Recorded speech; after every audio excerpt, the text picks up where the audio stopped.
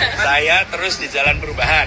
Saya terus di jalan perubahan. Kami terus di jalan perubahan. Caimin bener-bener lu ya. Dia bener-bener di jalan perubahan. Berubah-ubah jalannya guys. Gue udah siapin core gerakan perubahan. Kalian share video ini ke anak-anak abah. Kalian lihat di tweet anak abah 10 Februari. Dia nangis, aku ikutan nangis. Kayaknya bener-bener tulus banget mereka. Caimin. Dan pada akhirnya Caimin mengkhianatin anak-anak abah. Sorry ya anak-anak abah. Kenapa? Apa? Mana jawabannya ya? Mana jawabannya ya? Kok nggak ada jawabannya?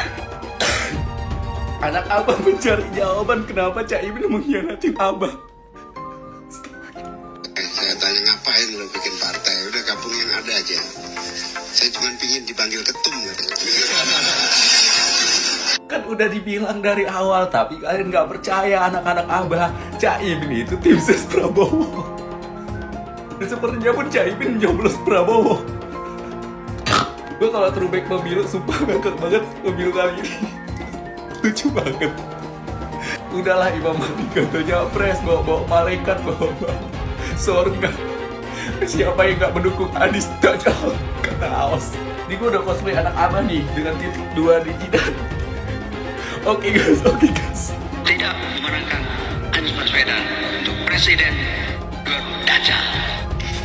Karena Imam Mahdi, siapa Imam Mahdi? Profesor Dr. Anies Rashid Baswedan, itu Imam Al-Mahdi, Al-Imam Al-Mahdi.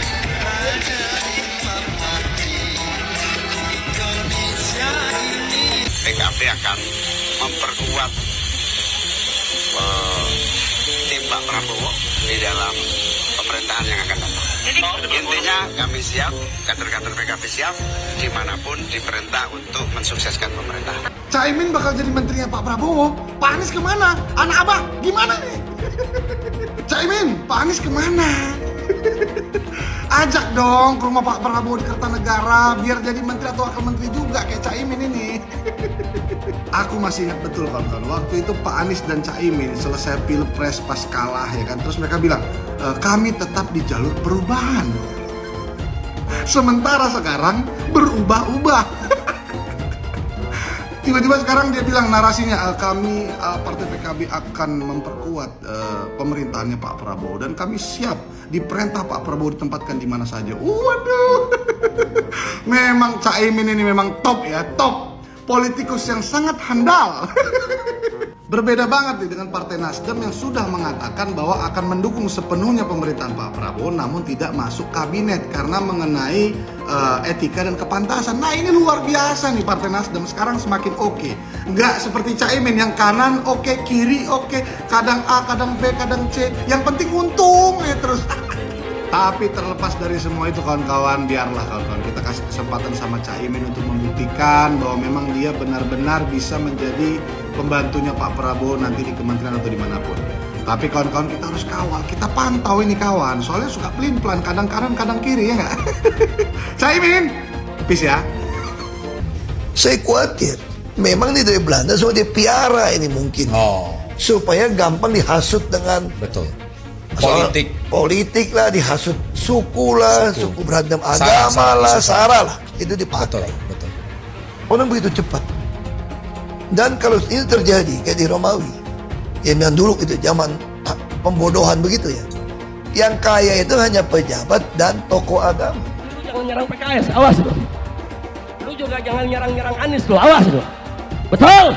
Kalau kalian bisa memaklumi Nasdem lompat ke koalisi, PKB lompat ke koalisi. Kenapa kalian nggak bisa memaklumi kalau PKS lompat ke koalisi? Kondisinya sama. Kenapa untuk PKB kita maklum, untuk Nasdem kita maklum. Nah itu kan tersandra. Giliran PKS kita nggak maklum. Kenapa? Kita mau diadu domba, saudara. Kalau Prabowo lengserkan dia, setuju gak? Setuju gak? Dukung tidak? Takbir! Kita akan seret mereka semua untuk dijebloskan ke dalam penjara. Takbir! Setuju tidak? Setuju tidak? Enggak berkelahi aja kita adu biar dia berkelahi. Wow, akhirnya Pak Anies bikin partai guys. Akhirnya nanti dipanggil Pak Ketum Anies. Halah Pak Anies, banyak kali ceritanya. Kemarin di Pilpres Pak Anies diusung, didukung oleh partai-partai besar, Partai Nasdem, PKB, PKS. Nggak ada statement-statement menjelekkan seperti ini. Sekarang di Pilkada Jakarta, nggak ada partai politik yang mau sama Pak Anies. Terus Pak Anies ngomong, partai politik mana yang sekarang tidak tersandra oleh kekuasaan? Alah, banyak kali cerita. Oh, Pak Anies ingat nggak kemarin ya, kampanye Akbar Bijis pada saat Pilpres, Pak Anies puji-puji Pak Surya Paloh. Terima kasih Bang Surya Paloh yang sudah membukakan pintu perubahan melalui jalur politik. Di saat partai-partai lain disandra oleh kekuasaan. Sekarang ketika Nasdem beralih ke Pak Prabowo, langsung semua partai tersandra katanya. Ketika diuntungkan kau puji, ketika kau tidak diuntungkan kau jelekin. Memang si Abah ini ya. Sekarang Pak Anies bilang sok-sokan mau buat partai, meyakinkan partai politik aja untuk mendukung dirinya maju di Pilkada Jakarta nggak mampu ya. Sekarang mau sok-sokan bikin partai. Bikin partai itu susah bos. Uang butuh banyak, butuh masa, butuh semua butuh manis. Bikin partai itu tidak semudah beli ciki ya, tinggal bayar dapat dari minimarket. Susah, prosesnya panjang. Ya, saran saya Pak Anies jangan bikin partai baru dari nol, susah, berat. Lebih bagus bikin negara sendiri, terus Pak Anies diangkat sama Anaba jadi presiden. Nah itu mudah, singkat, instan. Terima kasih.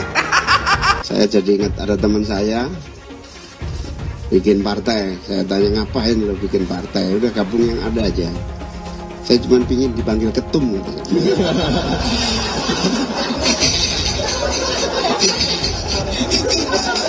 Kalau masuk partai, pertanyaannya, jangankan dimasuki, mencalonkan saja terancam. Agak berisiko juga bagi yang mengusulkan. Jadi ini adalah sebuah kenyataan nih. Jadi kita lihat aja ke depannya. Apakah lalu akan buat partai politik baru? Gini, bila untuk mengumpulkan semua semangat perubahan yang sekarang makin hari makin terasa besar, dan itu menjadi sebuah kekuatan, diperlukan menjadi gerakan, maka membangun ormas atau membangun partai baru, mungkin itu jalan yang akan kami tempuh. Anies Baswedan di PHP oleh PDI Perjuangan. Anies Baswedan batal diusung oleh PDIP sebagai calon gubernur Jakarta. Aduh, kasihan. Enak ya Pak Anies ya di PHP. Iya, suka ya di PHP. Makanya Pak Anies jangan suka PHP orang juga.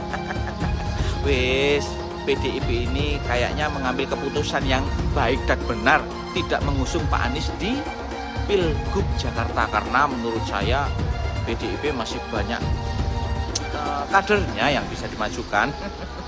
Pak Anies ngaplo ya, kasihan ya. Aduh, kasihan. Anak apa ini pasti sedih ya melihatnya, mendengarnya ya. Di PHP terus. Wis Pak Anies mending istirahat, pensiun. Berharap kita sama teman PKS semuanya, sama pimpinan PKS ya. Ini kasihan warga Jakarta semuanya ya. Kalau boleh bilang keluarga saya pun PKS. Jadi ketika memang Bang Anies nggak bisa dimajukan oleh PKS, selesai PKS. Terus terang selesai. Saya akan saya nggak bisa. Kita cinta sama Bang Anies ya, kita juga cinta sama PKS, tapi bukan begini caranya PKS. Ketika endingnya semuanya diselesaikan sama PKS, semuanya mundur satu persatu, selesai. Kita nggak punya lagi Jakarta, nggak punya lagi, nggak punya berlian lagi. Gimana coba? Cuma berharap dari pimpinan PKS semuanya ya, ayo dong semuanya. Ini Bang Anies yang punya kota Jakarta, yang pernah memajukan Jakarta, yang udah melihat semua hasil kinerjanya beliau. Ketika memang hari ini cuma bersinggungan, apa sih yang dihebatkan lagi oleh PKS, apa sih yang diinginkan? Rakyat telah memberi suara kepada PKS PKB dan Nasdem. Sampai hari ini kami masih berprasangka baik. Bapak Presiden PKS, Bapak Surya Paloh, Muhaimin Iskandar, mereka bukan pribadi-pribadi yang pembohong dan pengkhianat. Undang Bapak Ibu saudara-saudara pendukung perubahan datang ke kantor Nasdem. Kalau datang ke kantor PKS mau datang atau tidak? Kalau datang ke kantor PKB mau datang atau tidak? Jangan mengabaikan aspirasi rakyat. Kantor partai bisa diserbu oleh rakyat karena permufakatan jahat dengan cara-cara curang, cara-cara tulas, hanya demi mengabdi untuk melayani bocah karbitan istana. Siapa dia? Dia hanya mendapatkan 2,8%. Partainya tidak laku, tetapi para elit-elit partai menggendong bocah karbitan. Pertama Gibran, kedua Kaisang, yang tujuannya untuk membuat Anies dijegal agar tidak masuk dalam pentas pilkada. Anak-anak generasi muda ini melihat tidak ada sanksi setiap tindakan. Orang udah keluar dari penjara atau korup, kok lebih kaya. Jadi akhirnya masa katanya udah disita semua hartanya, keluar masih naik Rolls Royce atau Bentley gitu. Kita bingung gitu. Saya melihat ada satu sistem nih, Bang. Anda saya biarkan korup supaya Anda bisa saya kontrol, atau Anda saya berikan kenikmatan hidup supaya Anda lupa untuk melawan korupsi lagi gitu loh. Jadi ada dua nih. Jadi kita dibuat takut.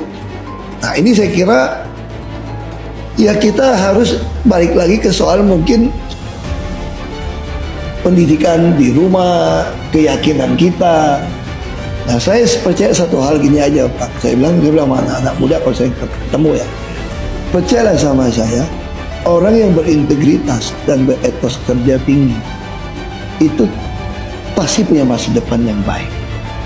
Itu harus kita yakini. KPK yang menjadi macan ompong menghadapi Anies Baswedan. Ada apa dengan KPK sehingga dia tidak berdaya untuk mengungkap kasus Formula E dan banyak proyek-proyek siluman, proyek-proyek yang dananya di markup di Pemprov DKI. Ada apa? Kenapa KPK menjadi macan ompong di depan Anies Baswedan? Ada apa? Oh. Kabarnya dengar katanya itu Formula E itu yang makan uangnya juga rame-rame, ada juga DPRD DKI. Ya tangkaplah, ya kan? Tangkap tuh anggota-anggota DPRD DKI dan Anies Baswedan. Selesaikan Formula E itu. Tindak tegas. Cuman ya susah. Lembaga KPK-nya sendiri, oknum-oknumnya itu juga banyak maling.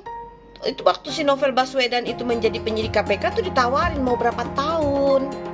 Itunya di penjaranya mau berapa tahun, itu ada harganya, ya kan? Mau 2 tahun sekian, 5 tahun sekian, 10 tahun sekian, 12 tahun sekian. Kalau seumpamanya si koruptor ini tidak mau memberikan uang, jadi perberat, ya kan? Nah itulah kerjanya KPK. Semoga mau seperti apapun hebatnya, kong kali kong kejahatan yang dilakukan oleh Anies Baswedan, ya, menyalahgunakan kewenangan atau menyalahgunakan anggaran Formula E ataupun anggaran yang ada di Pemprov DKI. Ya, yakin suatu hari nanti Allah Subhanahu wa taala akan menurunkan azab yang seberat-beratnya kepada Anies Baswedan CS. Dikeluhkan orang gitu, sampah masih di mana-mana. Kalau itu kan kita betul nggak boleh sampah. Satu sungai pun kita nggak boleh sampah. Anda nggak bisa biarkan satu sampah pun berserakan. Saya kira memang ada beberapa bagian sungai yang memang tidak dikeruk. Dulu kita beli banyak sekali alat berat untuk tumbuh. Negeri ini akan dikuasai oleh Cina dengan tentara-tentaranya sudah banyak. Di Morowali bertengkar tentara Indonesia, tenaga kerja Indonesia dengan tenaga kerja Cina, yang mati anak Indonesia 100 orang. Cina cuma 1 yang ditangkap dan dipenjara, anak-anak kita tenaga kerja Indonesia. Saya menangis. Ini negeri siapa? Anakku, saudaraku, tentara, polisi, bangkitlah, sadarlah, minta pada Allah, datangkan kesadaran pada para ABRI. Kalian jangan membela yang salah. Kita pemilik negeri ini, bukan Jokowi dan keluarganya. Jokowi adalah antek-antek komunis. Antek-antek komunis. Betul atau tidak? Ayahnya adalah ajudan Aidit. Dan ternyata sidang demi sidang mengadili tentang ijazahnya, dia tidak pernah kirimkan ijazah aslinya. Tandanya apa itu? Jadi saatnya dia harus turun, masukkan penjara, dia harus mendapatkan hukuman yang sebesar-besarnya. Dari sekian banyak penyampaian aspirasi, dari berjilid-jilid diskusi, belum ada solusi untuk negeri ini. Maka kami emak-emak atas nama aliansi masyarakat yang peduli dengan negeri ini, tidak ada jalan lain bahwa pemimpin yang rusak, pemimpin yang tidak tahu malu, hanya satu jalan, yaitu semuanya duduk di kantor DPR itu, duduk di sana, kuasai data dan minta kepada Puan Maharani untuk bukan memakzulkan Jokowi, tetapi lengserkan Jokowi, mundur Jokowi dari sebagai pemimpin. Apa gereja? Ini apa? Kok saya agama Islam Betawi. Kita dibohongin selama 10 tahun, pembohong lagi. Ada apa dengan gereja, Pak? Masalahnya Jokowi itu Cina banyak. Kita dibudakin zaman Soeharto, Cina lagi, jangan sampai Cina lagi. Nah, itu rasis itu. Zaman Soeharto nggak ada kecurangan sah. Presiden, ini pembohong. Bohongin rakyat, tau nggak? Saya menentang politik identitas karena bagi saya politik identitas dengan membawa-bawa agama itu mempermainkan agama. Kepada orang banyak katanya ngajak-ngajak, kalau ikut saya masuk surga, nyoblos saya masuk surga, tidak nyoblos saya neraka, tidak berhak disalati kalau mati misalnya. Ini mempermainkan agama. Emang yang punya surga kelompoknya pendukung Pak Anies? Hah? Iya. Ngapain lama-lama di dunia? Ngapain? Kalau katanya dijamin masuk surga, yaitu Abah mengutus 1000 malaikat. 1000 malaikat. Dari 1000 malaikat yang satu malaikat membawa 1000 malaikat. Berapa itu jumlahnya? 1 juta. Kita akan mencoblos pilihan Allah dan Rasulnya. Siapa Imam Mahdi? Profesor Dr. Anies Rashid Baswedan, itu Imam Al-Mahdi, Al-Imam Al-Mahdi 2024 memenangkan Anies Baswedan. Kenapa? Imam Mahdi. Semua sedunia kalau haram tidak mendukung Anies untuk Presiden Indonesia 2024, Dajjal. Kalau tidak memenang Anies Baswedan untuk Presiden 2024, Dajjal. Saya tidak mau pemimpin masa depan menyalahkan angin di kemudian hari. Anda kalau nyindir lain kali jangan pakai angin, Mas. Mau bilang lagi, jangan salahkan angin. Saya kan sampaikan soal angin ya kemarin. Angin tak ada KTP-nya. Angin itu bergerak dari sana sini. Ketika polutan yang muncul dari pembangkit listrik tenaga uap mengalir ke Jakarta, maka Jakarta punya indikator, karena itu Jakarta mengatakan ada polusi udara. Ketika anginnya bergerak ke arah Lampung, ke arah Sumatera, ke arah Laut Jawa, di sana tidak ada alat monitor. Ada orang yang bilang jangan cerita soal angin, maka dia tidak menghormati ilmu pengetahuan. Soal pembangunan yang berkelanjutan. Dia bilang di Jakarta dia udah meneruskan yang udah baik. Lu jangan percaya ya, itu ngibul. Faktanya nggak seperti itu loh. Belum lagi nih, program penanggulangan banjir. Jadi di daerah Jakarta itu ada daerah yang sebelumnya udah bebas banjir. Pas Anies mimpin, kok bisa-bisanya daerah itu banjir lagi? Gimana nggak banjir kalau kalinya udah nggak pernah dikeruk sama dibersihin, Pak? Kalau soal Jakarta, gue bisa bicara banyak deh. Jadi gue saksi bobroknya kepemimpinan Anies di Jakarta. Dan gue bisa pastiin, Omongan manisnya Anies soal apa yang dia lakukan waktu mimpin Jakarta itu banyak nyebulnya. Bapak Politik Identitas Indonesia Anies Baswedan, Bapak Intoleransi Indonesia Anies Baswedan, jangan lupakan, jangan terlena, jangan sampai dia pecahkan kita dengan dagangan ayat dan mayatnya. Air itu turun dari langit, turunnya ke atap rumah langsung sumur bor, bukan ke sungai dan ke laut. PKI yang kita harapkan, Anies Baswedan yang begitu jelas Islamnya, 4 tahun 8 bulan jadi gubernur. Mana peraturan pergub saja yang melarang migrasi? Mana perda Islam apalagi? Yang akhirnya tidak berani juga menegakkan hukum. Banjir tetap banjir, macet tetap macet, kriminalitas Jakarta. Anda tahu, 2 menit sekali terjadi pencurian. Sekarang orang sedang euforia, dia mau dicapreskan. Bagaimana umat terjebak lagi, bodoh lagi, masuk lagi. Kalau misalnya memang Anies itu mau maju dan dia tekad mau menegakkan hukum Islam dan menyatakan perlawanan, saya peduli. Tapi dia tidak lakukan itu. Dulu janjinya apa ya? Mensyukuri kenapa kalah, kenapa ditahan. Saya bersyukur atas itu semua. Saya coba bayangkan ya, kalau seandainya waktu itu kita menang gitu ya, hari ini belum tentu kita bisa nikmati seperti ini. Kita bersyukur 5 tahun Tuhan izinkan kasih ke orang yang pintar ngomong untuk kerja. Coba kalau kita bayangkan gitu ya, kalau kemarin saya masih jadi gubernur, ini saya udah turun ini. Tapi yang pintar ngomong itu dikira orang hebat kan? Ini lebih berbahaya tahun 2024, langsung ketahuan karakternya. Langsung ketahuan itu. Di saya juga ada kutipan Pak di kamar saya Pak. Tulisannya, Jakarta telah mengambil keputusan yang fatal. Dan ini aneh, betul-betul aneh. Ini bukan kampanye, tapi saya sampaikan sini. Di satu sisi menyiapkan jalur-jalur air untuk dikirim ke laut, di sisi lain di lautnya dipasang dengan pulau reklamasi, tinggal tunggu waktu jadi rob, air balik. Dan ini melawan sunnatullah. Kenapa? Air itu turun dari langit ke bumi, bukan ke laut. Harusnya dimasukkan ke dalam bumi, masukkan tanah. Di seluruh dunia air jatuh itu dimasukkan ke tanah. Bukan dialirkan pakai gorong-gorong raksasa ke laut. Jakarta telah mengambil keputusan yang fatal. Bukan banjir, itu memang parkir air. Bukan banjir, itu memang parkir air. Penjajahan di depan mata itu di Jakarta. Di tempat lain penjajahan mungkin terasa jauh, tapi di Jakarta, bagi orang Jakarta, yang namanya kolonialisme itu di depan mata, dirasakan sehari-hari. Dulu kita semua pribumi ditindas dan dikalahkan. Kini telah merdeka, kini saatnya kita menjadi tuan rumah di negeri sendiri.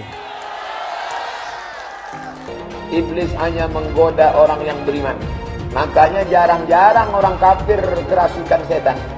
Yang kerasukan setan itu orang baik-baik. Jarang, saya belum pernah nengok Cina kerasukan setan. Pernahkah Ahok itu kerasukan setan?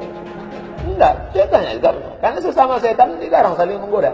Karena di salib itu ada jin kafir. Kita percaya salib itu lambang mulia, bukan jin.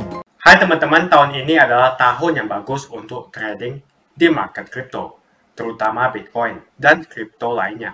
Teman-teman bisa gunakan kesempatan ini untuk mencari cuan dengan trading di market kripto. Untuk trading, teman-teman cukup registrasi dengan menggunakan link di kolom deskripsi, lalu deposit, tentukan apa yang ingin kalian tradingkan, lalu tekan tombol buy. Sesimpel itu. Jika ada pertanyaan, teman-teman bisa hubungi WhatsApp di kolom deskripsi. Saya juga mau mengajak teman-teman untuk bergabung di komunitas trading yang ada di kolom deskripsi. Di sana saya akan memberikan sinyal trading yang bisa teman-teman ikuti.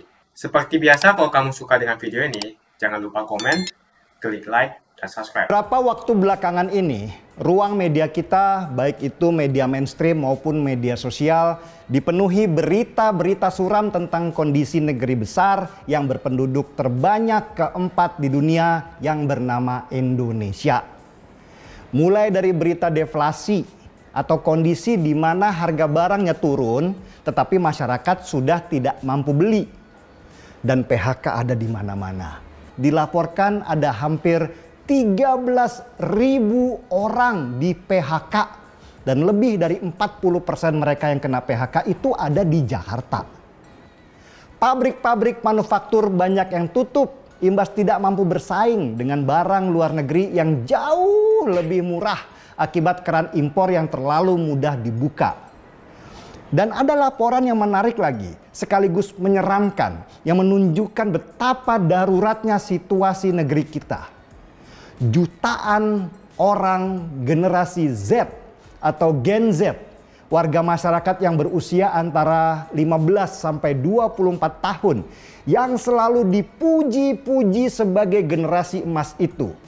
Menurut catatan Badan Pusat Statistik atau BPS, itu sedang menganggur. Di tahun 2024 ini, Bank Mandiri mencatat para penabung di kelas menengah sekarang sudah pada makan tabungan mereka. Makan tabungan adalah istilah perbankan. Ketika masyarakat kelas menengah itu sudah mulai menggunakan tabungannya untuk kebutuhan sehari-hari mereka. Itu yang kelas menengah loh. Kebayang nggak yang masyarakat kecilnya?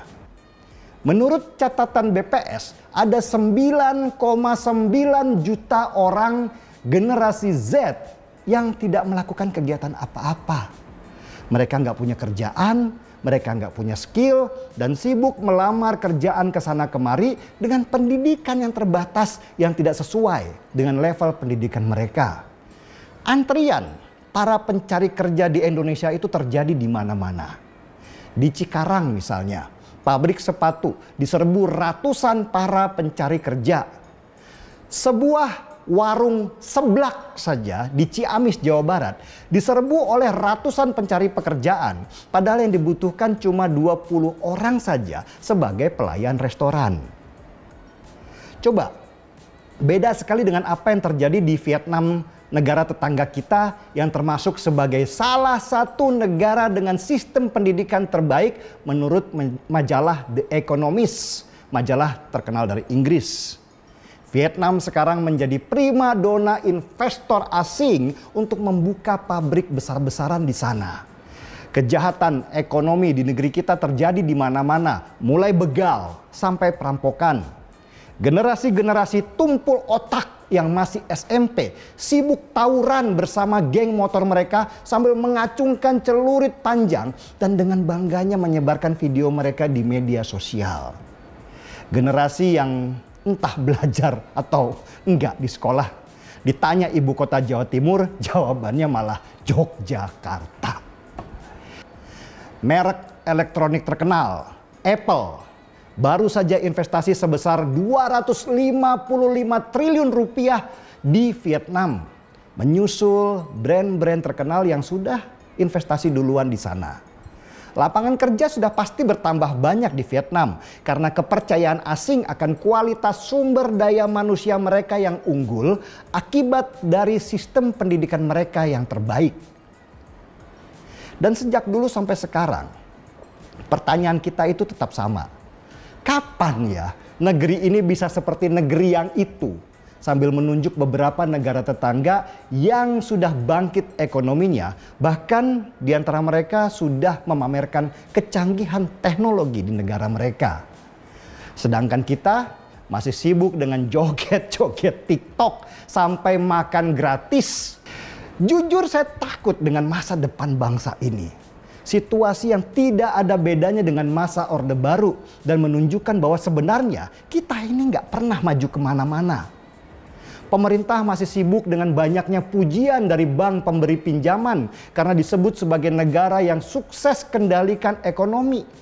Sedangkan kenyataan di lapangan itu berbanding terbalik dengan banyaknya orang yang diberhentikan kerjaannya.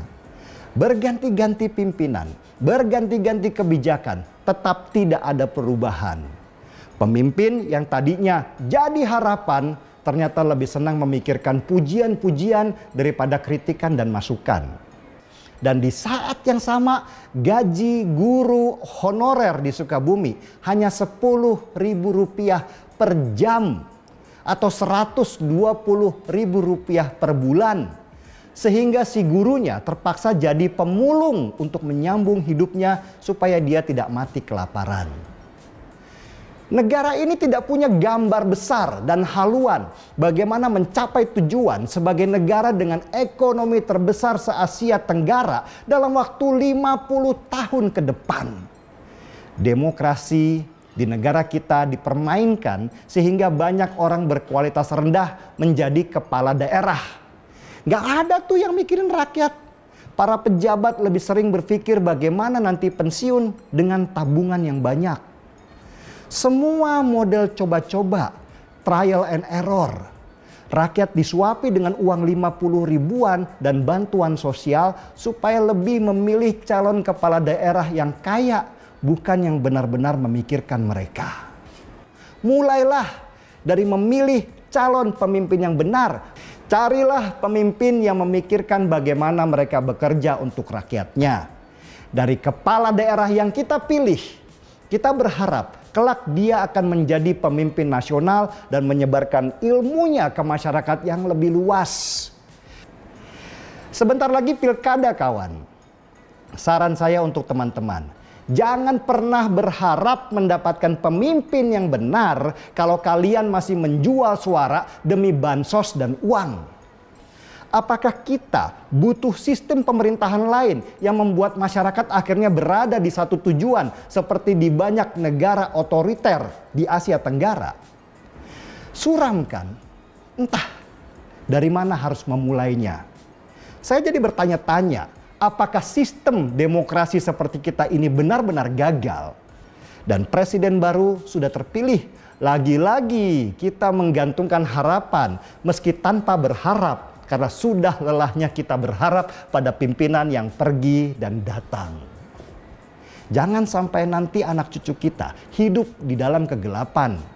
Kitalah orang tua yang berdosa karena meninggalkan warisan yang suram. Tetap semangat, sehitam apapun situasinya sekarang. Mungkin butuh 20 tahun lagi supaya kita bisa sama dengan Thailand. Mungkin butuh 50 tahun lagi supaya kita bisa sama dengan Vietnam. Atau mungkin butuh 100 tahun supaya bisa setara dengan Singapura. Tapi kalau kita tidak segera memulai, lalu kapan? Sudah barang pasti, Anies tidak akan melanjutkan program-program Jokowi. Semisalnya Anies menang, maka Ibu Kota Baru atau IKN nggak akan jalan.